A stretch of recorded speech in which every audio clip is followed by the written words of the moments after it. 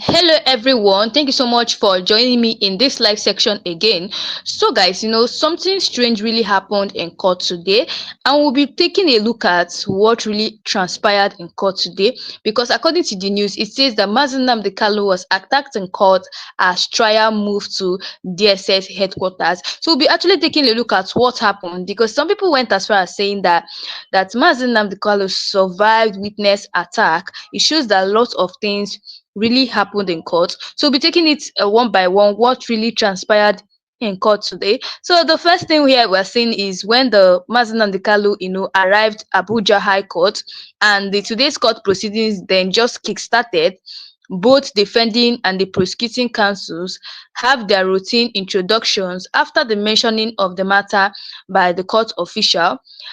So witness PW for DDD has moved to the witness box and introduced himself as a DSS agent. That was the first witness that came to court today, a DSS agent, because he went and introduced himself. So the preliminary examination of witness now commenced, and the prosecuting counsel now said, "Do you know who Mazi Nnamdi Kanu is?" This was now when the prosecuting counsel was now asking the DSS witness, who just moved to the witness box. They now asked him, "Do you know who is Mazi Nnamdi Kanu?" And this was his response. He said, "Yes, he is the indigenous people of Biafra leader, that's Mazi Nnamdi Kanu, who has been calling for the breakup and the secession of Southeast from Nigeria."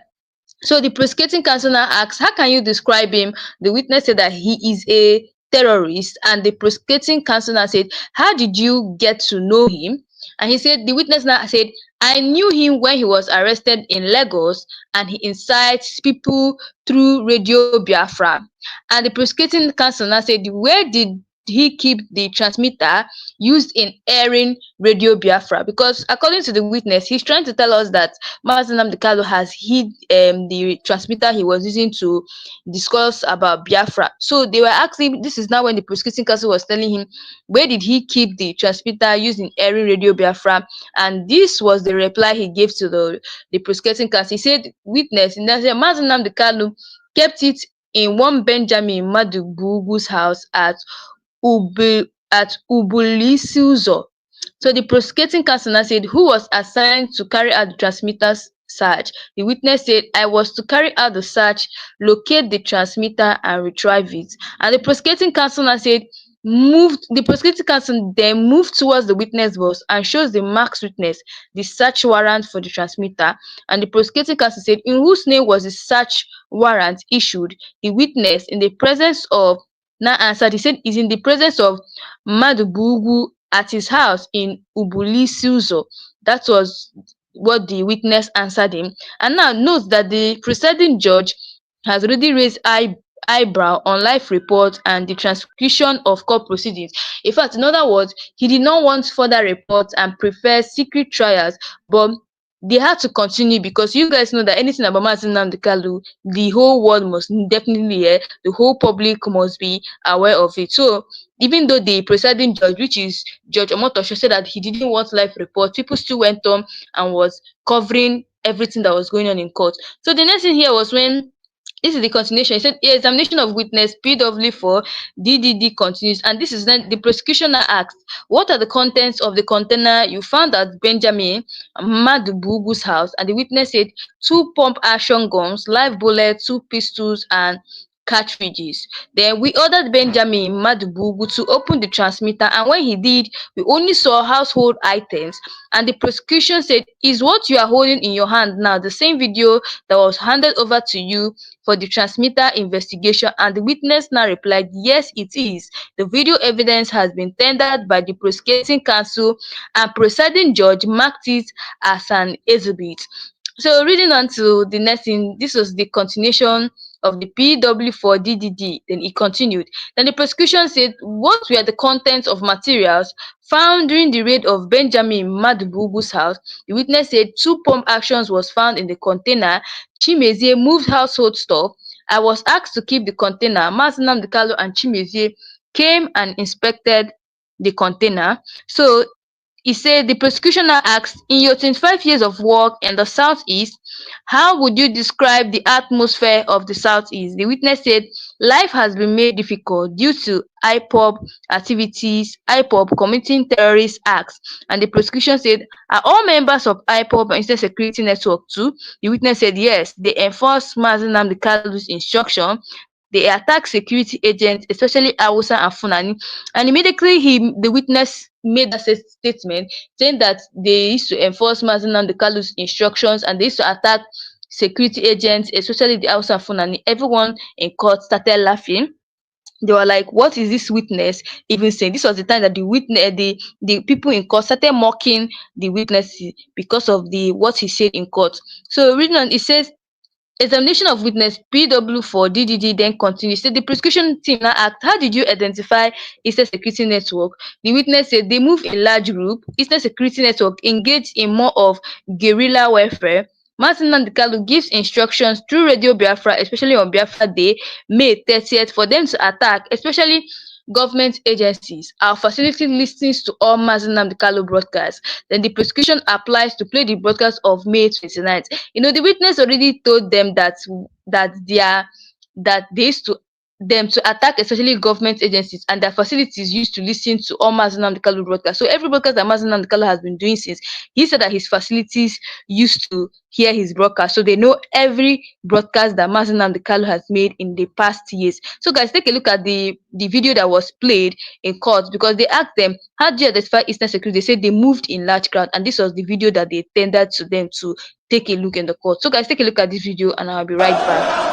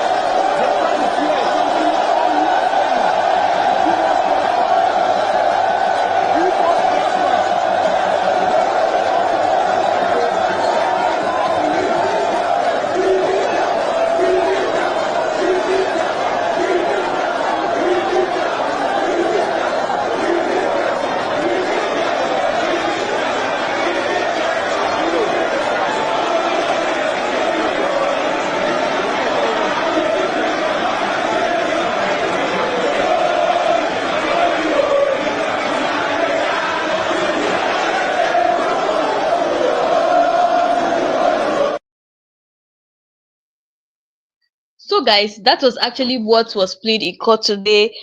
Because the witnesses, the DSS witnesses said that they move the Eastern Security Network, they move in large cloud, and they went as far as playing the video of where these Eastern Security Networks were always moving in the large cloud, so that people, they want to try to convince the judge and say, okay, this is what they are trying to talk about. So looking at the next, he says the witness is trying to convince the judge that these are Eastern Security Network members. The prosecutor asked him, how do you identify Eastern Security Network? The witness said they move in large crowd, and lo and behold, they played that video where this you can see that people were there shouting, give us Biafra, give us Biafra. So that was what the witness was trying to tell the judge that these people move in large crowd. So reading on to the next thing here, it says that Martin and Kali broadcast being played has ended and the prosecutor decided to discontinue the first broadcast. The review of Martin and Kalu's podcast, where he boldly said no business person, no mosques or churches should be touched. Because I can remember vividly when Mazi Nnamdi Kanu, did say something about his broadcast. There was a time he said, please, you guys shouldn't touch the mosques, you guys shouldn't touch the church, you guys should not touch anybody's business. He warned. And if you notice, anytime that in Igbo land, it is always hard for them to buy an Igbo person. Even during that sit at home, the time they were enforcing sit at home, if Mazi Nnamdi Kanu, all these IPOB people, if they see anybody that time, well, that time when it was really serious, if they see anybody that time, maybe on the road during that sit at home, they will not do anything. The only thing they'll do is like they'll just beat you or maybe give you a warning, telling you that you should not be seen outside again. But they don't buy people, they don't even destroy people's businesses at all. So taking a look at the next thing that is really happening here, it says the witness now went as far as narrated that Gulak was killed on Monday. Suffice to say that May 30th, 2021 was on Sunday and not Monday, as claimed by the witness. The prosecution now said, is it at home still ongoing? And the witness said, yes, my lord. So the continuation, the prosecutioner asked him, who is Ikonso? The witness said he is one of the third Eastern Security members. On April 5th, Ikonso led an attack on Imo State Coronation Center. Prosecutors had decided to discontinue the first broadcast. Then in the broadcast, Mazi Nnamdi Kanu, where he boldly said, no business person, mosque or church should be touched. Now, if you look at what was going on, Mazi Nnamdi Kanu went as far as to tell them who Ikonso is. Immediately they brought the matter of this particular man. He decided to share and review to us what really happened to Ikonso. So this is emergency broadcast of Ikonso by Mazi Nnamdi Kanu was now being played.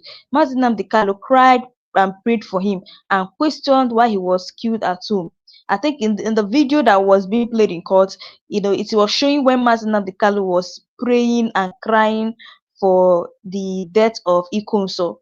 Yes, that was what was really going on in court. So he was crying for the death of Ikonso and he was now questioning why he was killed at home. So they played that broadcast in court for everyone to see. Now Mazi Nnamdi Kanu now said that revealed to us a very shocking and strange thing in court. He said Ikonso was not killed on a battlefield or shot out, but in his house where he was resting. The Mazi Nnamdi Kanu, Enugu State governor, chased by Fulanis, and it was never reported.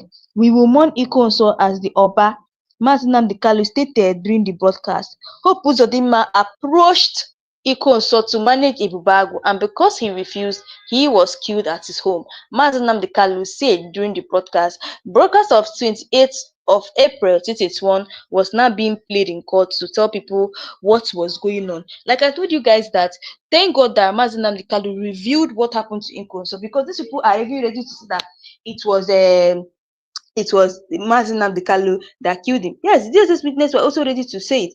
This is to show you that every day they try to point, accusing finger at Mazi Nnamdi Kanu at any given opportunity they have. These people were trying to attack Mazi Nnamdi Kanu in court today, but thank God that he finally escaped, what was going on, because many Nigerians started questioning the DSS witness. You're saying that these people, Mazi Nnamdi Kanu ordered you to kill 2,000 people, but who gave you, but you killed 30. Now you're a full grown man, not like you were under duress, not like they forced you to do anything, and you went ahead and killed. So who is to be blamed? That's what many Nigerians were now asking.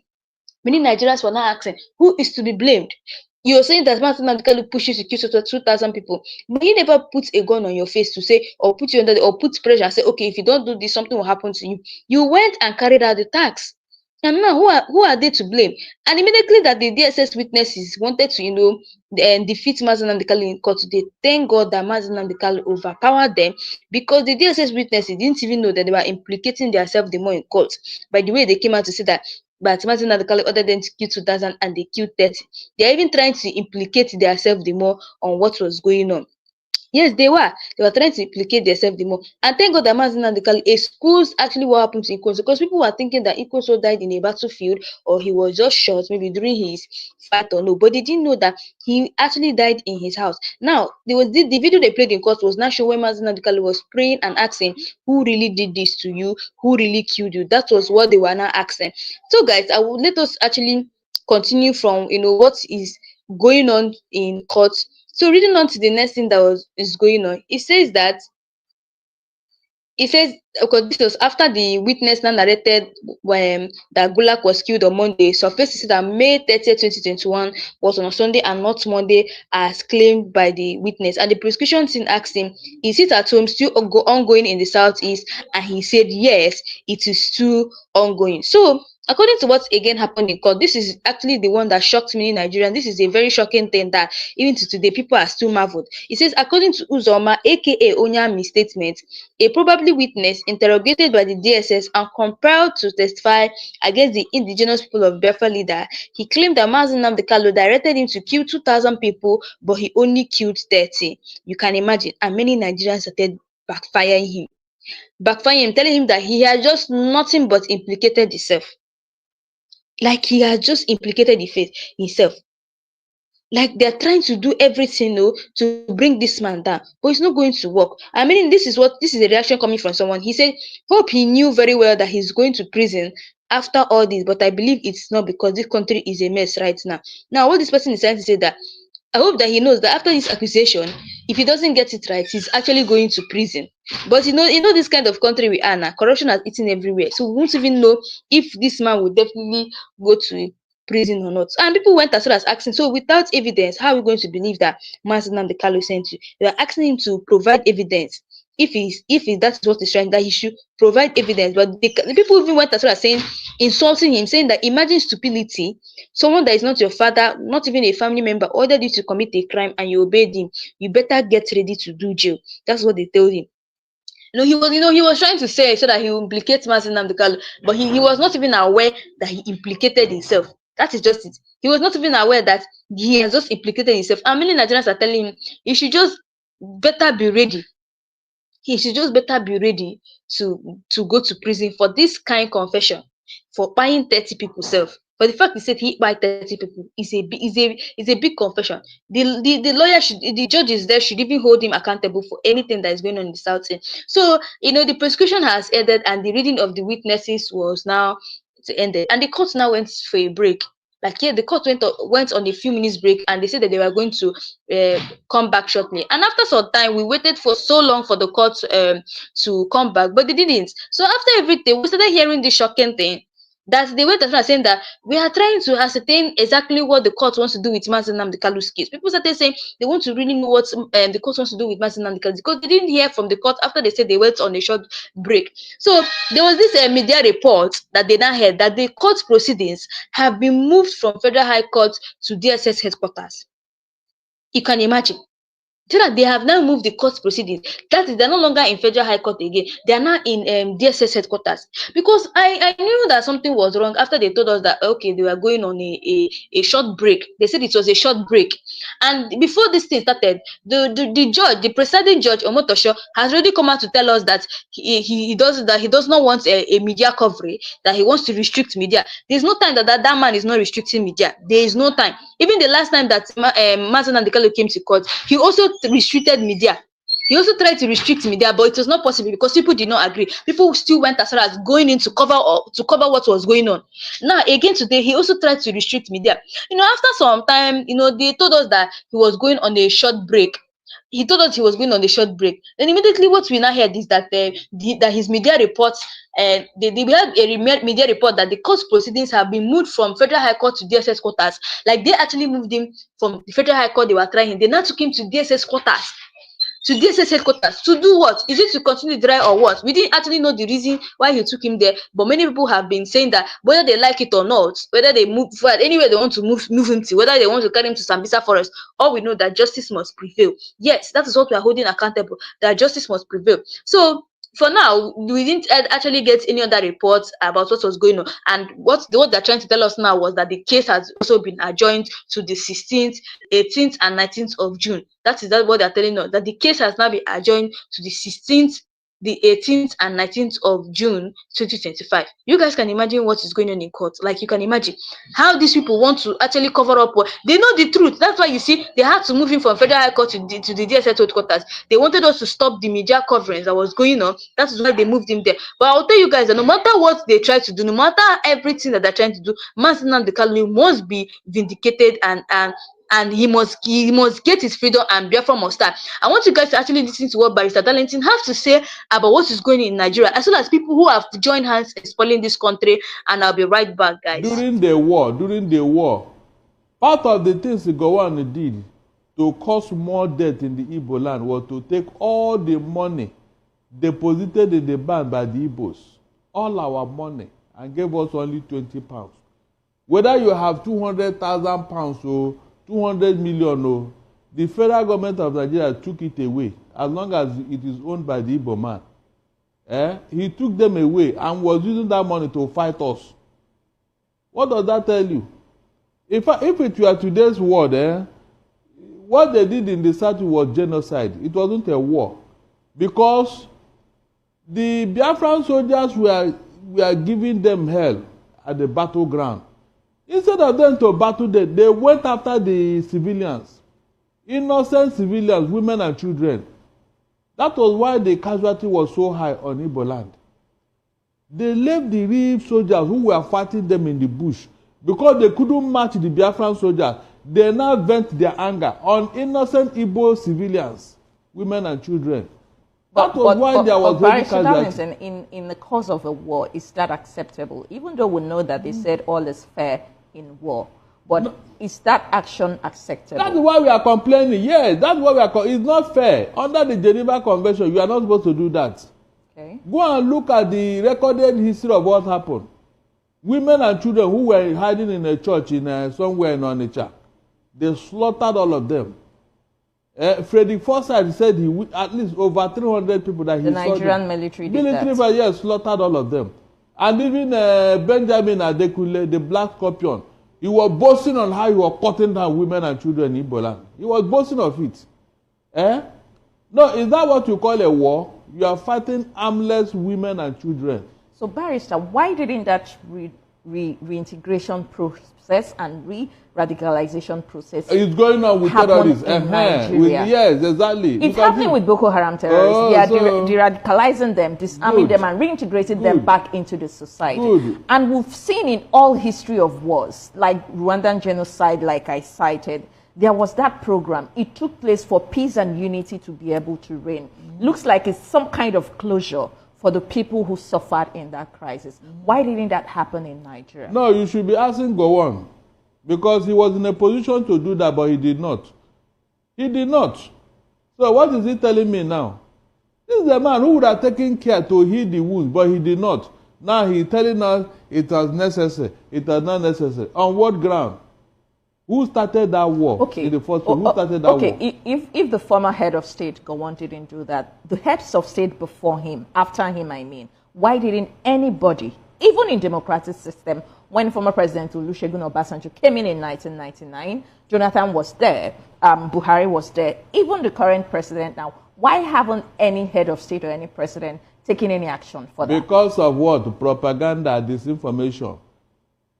Promise, since that war happened, it had been recorded through propaganda that the Igbos started a civil war, that we wanted to disintegrate Nigeria. Until IBB's good memoir. Until IBB wrote a book. You can see what we are talking about. So shame is on them now, including Gowon. This thing you are telling me now, Gowon have not deemed it fit to discuss what is going on in Plateau and Benue as of today. His own state, Plateau. He has not told us what happened. Why are they killing them in that state now? His own state, oh. He has never opened his mouth to utter a word about that killing going on there. This was exactly what they were doing to the Igbos that time until the Igbos reacted. This thing that's going on in Plateau, is it not enough to cause war? Tell me, is it not enough to cause war? This is exactly what happened in 1967 when they were killing the Igbos all over the place. When lives are being threatened. Perish. And you kept quiet, and you expect them to keep quiet. That was exactly what happened. Exactly what, this is the same modus operandi. But because these people have tolerated, either they don't have the liver to fight or whatever. All right, so let's move on to other stories. So I thank God it's happening under Gowon's nose.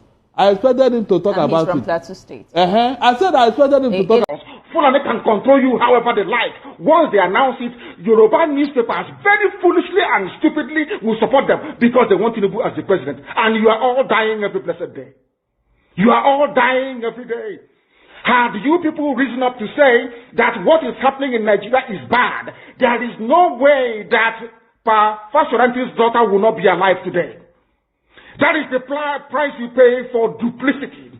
That is the price you pay for treachery. That is the price you will continue to pay until you rise up and say, enough is enough. It is up to you to do it. You did it during NSAS. You can do it again. Can you imagine Fulani people telling you, if you remove Fulanis from Yoruba forest, imagine Fulani telling you, if you remove them from your ancestral lands, there will be war, and you are panicking. And you have not asked yourself, why are they not saying something about the East? Why did they not say to Eastern Security Network? Why did they not say to me, if you don't stop evacuating Fulani terrorists from the forest, there will be war? Because they know, they understand psychologically that you don't have what it takes to resist them. Do you know why Borno State is still alive? Why you still have the Kanuri people in Borno today? Was because they resisted the Fulani centuries ago. You have to go back to history to understand how Nigeria came into existence. Fulani has been expanding from day one, from Senegambia. All the way from Senegambia, they've been expanding, and now they are in Okigwe. All the way from Senegambia. They are now in Okigwe. And you're asking us to somehow fold our hands and keep quiet because of 2023, because one idiot is going to come out to become a president, because of that rubbish, because of that nonsensical notion, we should fold our hands and wait until we are overrun by the Janjaweed from the Sahel. Is that how reasonable people think? Is that how people that wish to survive as a race, is that how they reason? It is very, very shocking that some of you do not understand what the Fulanis have in store for you. Very, very soon it is going to happen. And when it happens, your eyes will clear. And about whom you will see it very clearly. I was warning you. In 2014, 2015, 2016, they said he's a warmonger. He's a warmongering. I went to America and I told World Igbo Congress that this war you are avoiding is going to come to your villages. They said, no, it's not going to happen. What is happening today? When Yoruba was supporting the dead idiot called Buhari, did I not warn them that this evil you're supporting will consume you? They never listened. They never wanted to listen. IPOB is a terrorist group. You're trying to divide Nigeria. But Mietiana is not. People that you are calling bandits, have you heard anybody come out to say, please Buhari, since presidency is there defending terrorists in the forest, why don't you proscribe them? No, you cannot proscribe a Fulani group. Never. And all of you, we are supporting evil. When there is the proscribed IPOB, proscribed indigenous people of Biafra. These are Yoruba journalists writing junk. Every day they keep writing rubbish. But their land is under siege. Their land is under siege. And the Fulani will take it. It doesn't take time. So I am here today to encourage them that they must stand tall and be very strong, resolute. That is what Fulani does. They control the media. They have well-paid consultants all over the world doing their bidding for them. They have that woman at UN trying to lobby the world that everything is okay in the zoo called Nigeria. But you and I know that the zoo is not okay. You and I know the game plan of the Fulani. And what are you doing about it? Nothing. Every day you read, you lament, you complain. Every day you read, you lament. And that's all you do. That is all you do. You read, you lament, you complain. You do nothing about it. Your lives are being taken away from you. Your forests are being occupied. Your mothers are being raped. Your daughters are being abducted. And the whole national government, presidency, is supporting such people. And you're telling me that Nigeria is viably sustainable. Is that what you're telling me?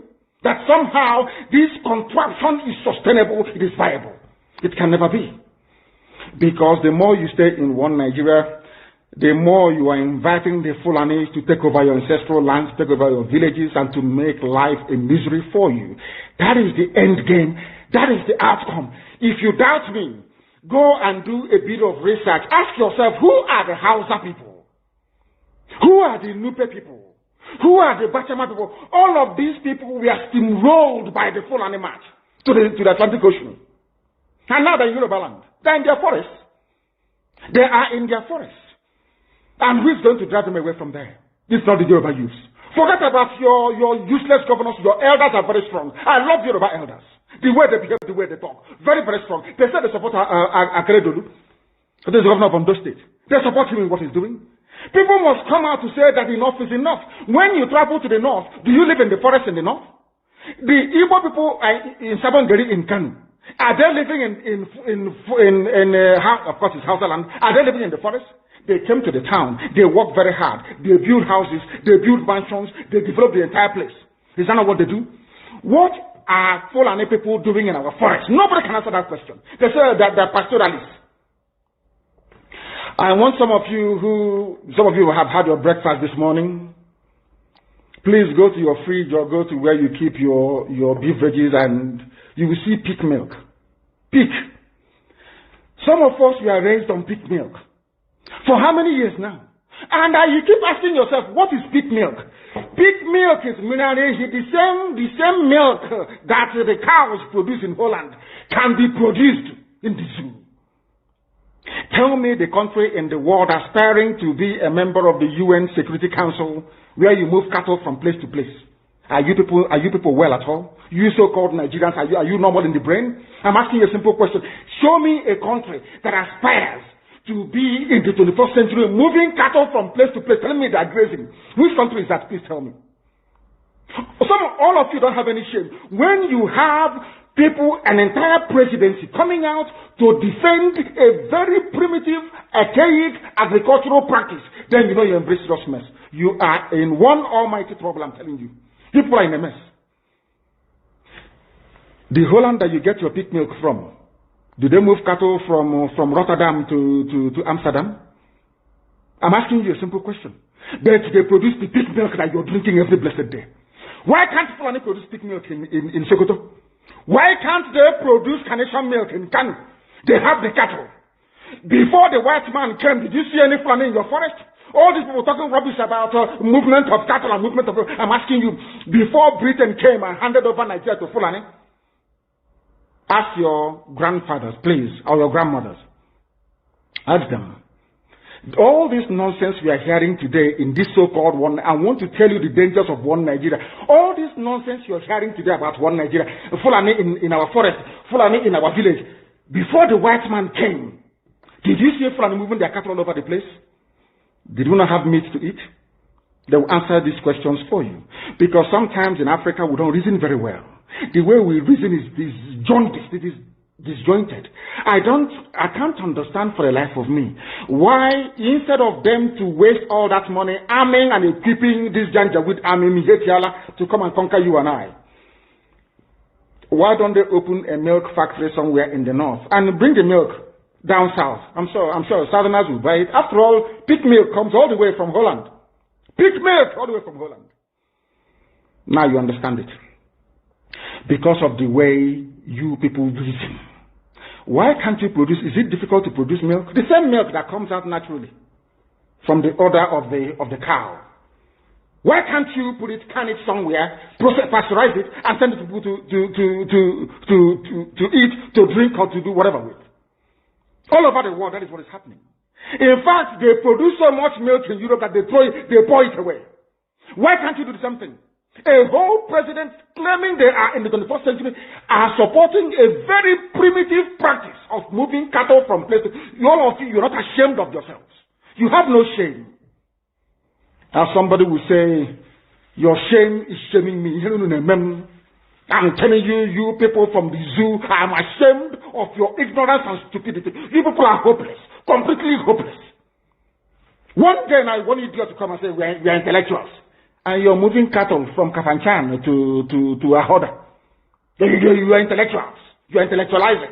You are in the 21st century, you are moving cattle. Are you not afraid for your life? And what happens? I am dead already. And at what happens if anything happens to you now? Do you have succession plans? I am dead already. I was pouring some water. I do apologize. I am dead already. The only thing that can bring me back to life is Biafra. This life is meaningless without freedom, not just freedom. As I said before, I traveled to England to study for a reason and for a purpose. You cannot tell me that in England, they have gas piped all the way from the Scottish gas fields. There is 24 hours a day electricity. There is gas.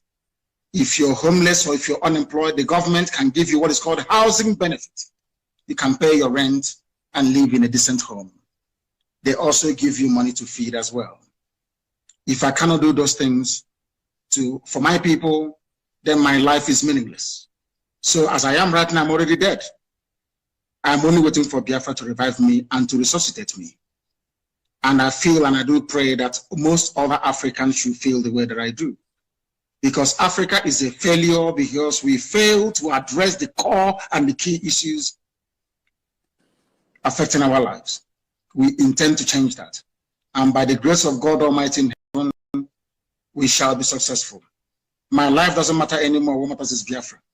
Everything else is irrelevant. And the zoo government, they know it. Everything is irrelevant.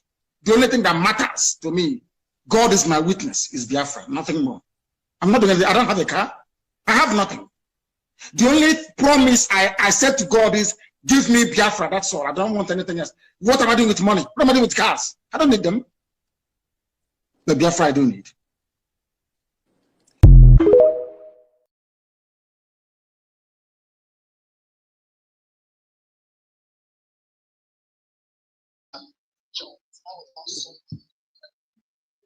So, guys, you guys have listened to what really happened there. Everywhere Mazi Nnamdi Kanu was saying that he does not actually need anything, that he doesn't even need cars, he doesn't need house, that what he needs is Biafra. In fact, if they can give him Biafra today, he's going to be happy because he have always been praying all through his life that is Biafra they have. So a lot of people have also been reacting to the way that they took Mazi Nnamdi Kanu they moved him from the Federal High Court to the DSS headquarters, and they have already said that why would they even move him to the DSS quarters? Like, what is going on? But they're saying that no matter what they are doing, we know that justice must be done. Justice must be done, as well as what is going on in Nigeria. Yes, and justice must be done whether they like it or not. So if like they move him to something, let them move him to anywhere. All we know that justice must be done. And also the fact, I don't know the reason why they moved him to DSS headquarters. I don't know if they are avoiding media coverage or they don't want people to know what is going on next. So I don't know the reason. So all Nigerians are saying that no matter what they are about to do, no matter their plan, all we know that justice must be served, and Mazi Nnamdi Kanu is going to get victory. The way that the DSS people came to him today, they even tried to accuse him. The DSS witnesses tried to pull out some prank and some I don't know how to say prank or accusations in order to deal with it. But thank God that he actually won. Yes, he won. He defeated them, telling them that he also knows. They tried to use all manner of lies, to accuse him, but Nigeria stood for him. They went as far as asking the DSS witness himself, like if they said that Mazi Nnamdi Kanu ordered them to go and do something, why did they listen to them? Why did you listen to him, a full-grown man who was not put under duress? Someone asked you to do something, and all of a sudden you went and did it. You can imagine. All of a sudden you just went and did it, not like he forced you. Now, if many people started arguing the fact that if they wanted to do it like that, they should remember that Metu Alali, the leader of Fulani people, when Bola Ahmed Tinubu released him, he released him on the condition that he was not the one that carried the gun to buy people, that it was his boys that buy people. So in that aspect, they had to release him because of that particular thing. Now, Nigerians are saying that if they should start looking at it like that, is the man who bought the person should be in prison. Is the Onyami that should be in prison because he was the one that said that Mazi Nnamdi Kanu sent him. Now, he sent you, but he didn't put you in the pressure. He didn't say, oh, you must do this, you must do that. If you don't do this, this is going to happen. No, he never did. But you did it. Meaning that for you doing it means that you wanted to do it. No, nobody put you under pressure. Nobody said, oh, if you didn't do this, we're going to we're going to torture you, we're going to do this to you. Nobody did it, but he willingly did it. And that's what many Nigerians are seeing, supporting Mazi Nnamdi Kanu today. So that's the reason why I told you guys that Mazi Nnamdi Kanu really escaped attack from the DSS witnesses. And to be honest, his court case is also coming up on the 16th of this June. Though they have been trying, like I told you guys, I knew that this is how today's court case would be. Yes, I knew it because I knew that the Nigerian government were ready to, bring more witnesses against him to fire him back. So I already knew that this is how today's court case is going to be. They tried to bring witnesses to come and lie against him. They have found everything to use and get him. They couldn't see, so they now let them just lie against him, let them accuse him of something that he did not do, and that's what they are trying to do now. I remember when many people were not saying that I hope that this man that is for accusing against Mazi Nnamdi Kanu, I hope he is aware that if all these things is not true, I hope he's ready to go to prison. But on the other side, you guys know Nigerians, you know how corrupt our country is. They may even say, okay, let them put him in prison, but because this is the people that were contacted by the Nigerian government to come and force witness against Mazi Nnamdi Kanu, they may not even likely put him in prison. Like, guys, a lot is really happening in Nigeria. Anyway, guys, that's all we have for today. Let me know your thoughts below. And also, if you know you're new to this channel, please don't forget to click the subscribe button, like and share, and turn on the notification button to be getting all the latest news in this channel. And also, don't forget that Mazi Nnamdi Kanu is going to be coming to court again on the 16th of June, the 18th, and the 19th. Like I told you guys, I'll always be updating you guys on Mazi Nnamdi Kanu's case, like everything that is going on in Mazi Nnamdi Kanu's case. Like I told you guys that justice must prevail. Yes, we must. You see this justice, we must get justice for Mazi Nnamdi Kanu. Mazi Nnamdi Kanu must be released at no time. He must be released, because you guys know that everybody has started finding out now that Mazi Nnamdi Kanu is innocent. Yes, they started finding out, oh, this man is not guilty. He's not guilty. They already know that, oh, this man is not innocent. That's why they're trying all their best to implicate him so that they can try. The plans of the Nigerian government is that they want to put him behind bars. That is just their plan, but it's not going to work because many Nigerians have found out that he's innocent, so it's not going to work for them. Anyway, guys, that's all we have for today. Let me know your comment below at this about Mazi Nnamdi Kanu's court case. And also, if you know you're new to this channel, please don't forget to click the subscribe button, like and share. And also, don't forget to share this video. Share this video so people will really know what is going on about Mazi Nnamdi Kanu's court case. And I'll also be updating you guys. And please don't forget to turn on the notification bell so that anytime I drop a new video about Mazi Nnamdi Kanu, you guys will be able to listen to what is going on. So, guys, thanks for watching. I'll see you guys again in my next live section.